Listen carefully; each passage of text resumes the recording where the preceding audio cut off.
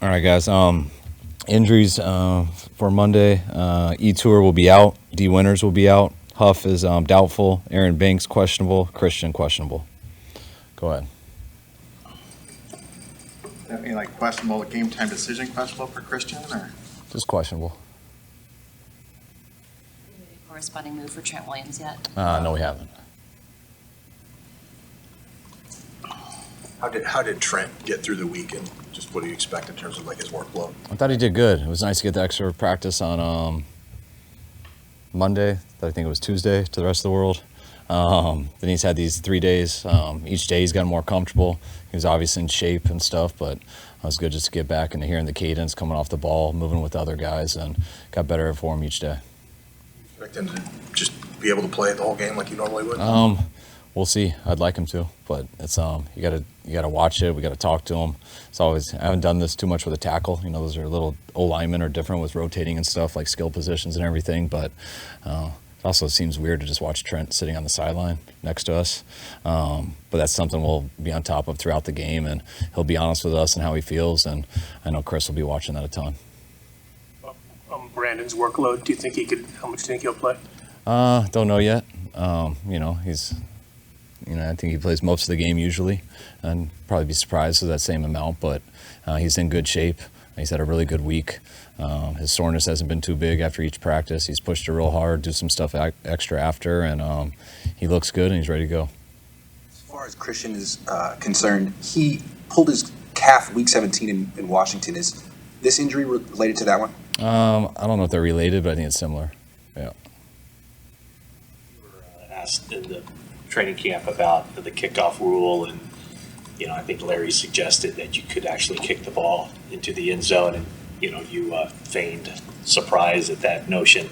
Are you surprised at all through the first two games of how the kickoff return hasn't been a factor? Not really. I think we were kind of expecting that. Just I think like you guys were too, and it's looked that way so far, and probably be surprised if it changed. What do you think of the Jets' corners? They don't travel their corners. Does it make it easier as a play caller when you know what side they're going to be on? It would if one of them wasn't very good. But they're both really good players. They got a real good nickel, so it's not much of a difference. What Robert Saleh is doing schematically, is it pretty similar to what he was doing here? Is it evolved at all? Everyone evolves a little bit, but it's very similar and very similar foundation, and it's really the same front, same coverages, so it's pretty much the same. How did Brock and BA kind of rebuild their chemistry this week? Well, him and Brandon Allen have been around each other all camp. We call him BA also a lot too, so they've been great. They started throwing together. Saturday was the first time they came up here alone and just did it, and they've had, I think they did it Tuesday, Thursday, Friday, and today, so they haven't missed a beat. He'll get back in the flow of things, so putting a lot on a guy just to expect him to be exact same way, but he does look that way in practice, and he'll get better each week. How did Talanoa kind of get through the week? Is it just too soon for him to get back in there? I don't think it's necessarily too soon. I think he's looked great, so we're just trying to be the safe as we can be with him, be smart with him. We haven't ruled him out, just in case of an emergency or anything, which means that if he needed to, he would be available. But we're just trying to play it smart with him. What went into your backup quarterback decision? You got to make a decision. I thought it was hard of any. Usually I don't want to have to make it. Usually I want it to be that obvious and just let it play out. But it was, Brandon had the head start just being here and stuff. Thought he did some better things in practice. I thought Josh really closed the gap in the games. And honestly, would have loved to have another week with him to have to decide. But you got to definitely list it one way since, the third one only comes in case of emergency. Brandon has a little more similarities to Brock and stuff, which I think made us lean that way, but it wasn't anything against Josh. It was really a tough decision, and we just had to make one. You said the other day, for now. I guess everything is kind of for now. Nothing's in stone, but could Josh play his way into the number two? Yeah, I think, you always wouldn't say no, he can't. It's, it's not like I'm going to have him compete too hard on scout team and things like that. You hope it's something that we never have to find out. But Brandon would get the first shot, but I think when you say it that way, and what I've made clear with those guys is it's not set in stone. It was, what I'm saying is exactly how it was, and when it's that neck and neck, and you got to pick a two, and if the one goes down, then you're going with the next guy, but that other guy has a chance to pass him.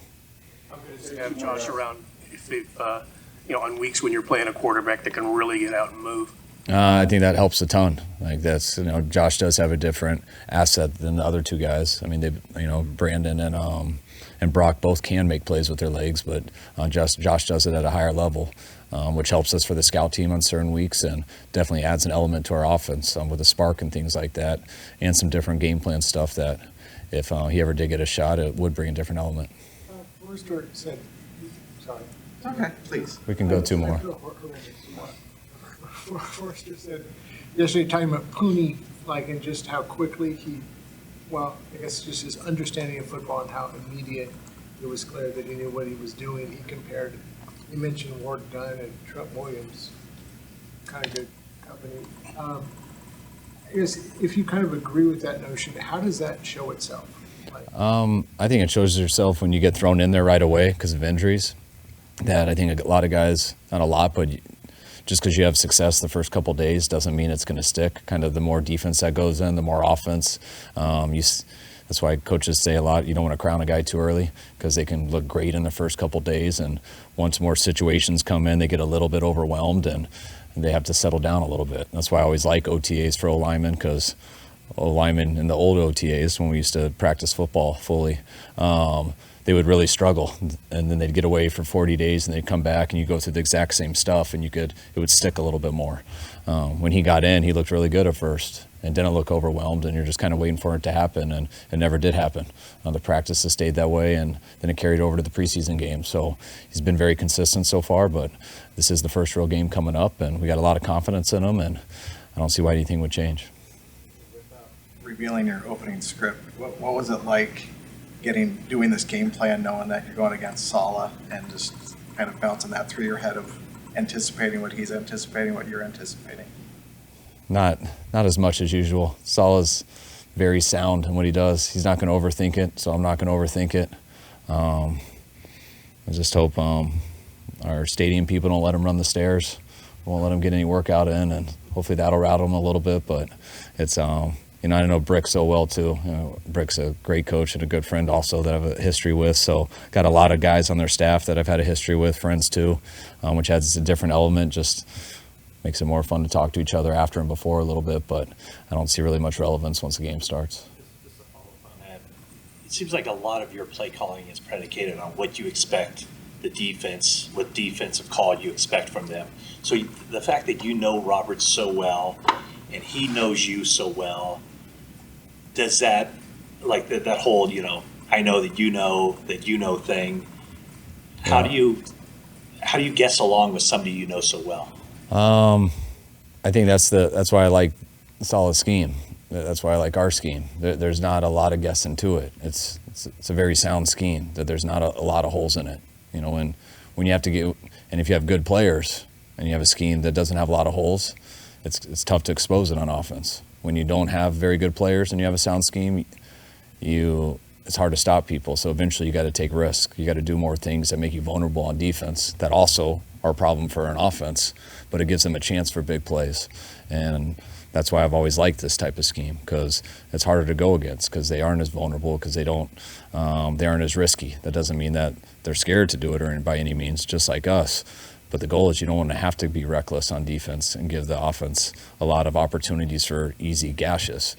Make them work for everything. And then you can coach fundamentals. You can coach coming off the ball as a D-line. You can coach running and hitting, tackling, and make offenses work for every little thing they do.